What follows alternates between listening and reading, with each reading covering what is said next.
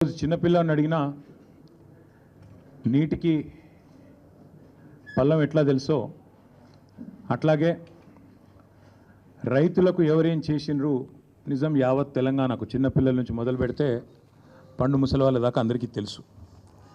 తెలంగాణలో రైతు రాజ్యం ఎవరు తీసుకొచ్చారో, తెలంగాణను ధాన్యం ఉత్పత్తిలో భారతదేశంలోనే పంజాబ్ను హర్యానాను తలదన్ని నెంబర్ 1 ఎవరు చేసినరో తెలంగాణ ప్రజలకు తెలుసు.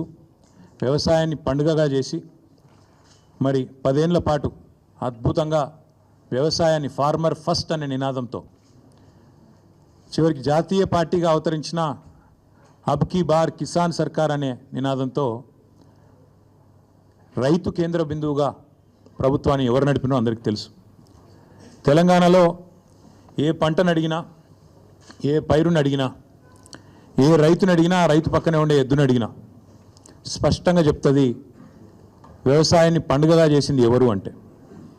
కాకపోతే జగమెరిగిన సత్యాన్ని అర్థం చేసుకోలేని వాడిని చవట అంటారు, నిజం తెలిసినా కూడా ఒప్పుకోనని రేవంత్ రెడ్డి అంటారు.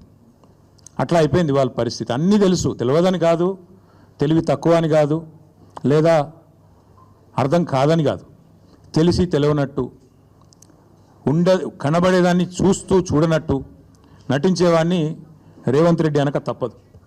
నిజానికి చెప్పాలంటే ఇందులో చర్చించుకోవడానికి కానీ ఛాలెంజ్లు విసురుకోవడానికి కానీ పెద్దగా ఏం లేదు. కానీ ముఖ్యమంత్రి గారు ముచ్చట పడుతున్నారు, నిన్న రంకెలు వేసినారు. రొటీన్గా ఆయన పాపం సభ పెట్టినాడు అంటే 4 బూతులు, 5 ఛాలెంజ్లు, 6 తొడలు కొట్టే డైలాగులు, 2 గుడ్డలు ఊడదీస్తా అని 2 మళ్ళీ భాషణాలు, వాగ్భూషణాలు.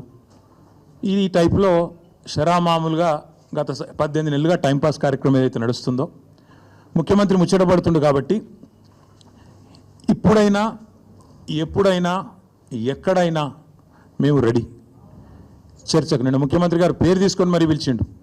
కేసీఆర్ వస్తాడా, కేటీఆర్ వస్తాడా, రాండ్రి అన్నాడు. నీకు కేసీఆర్ అంత లేదు కానీ మేము చాలు నీకు వస్తాం.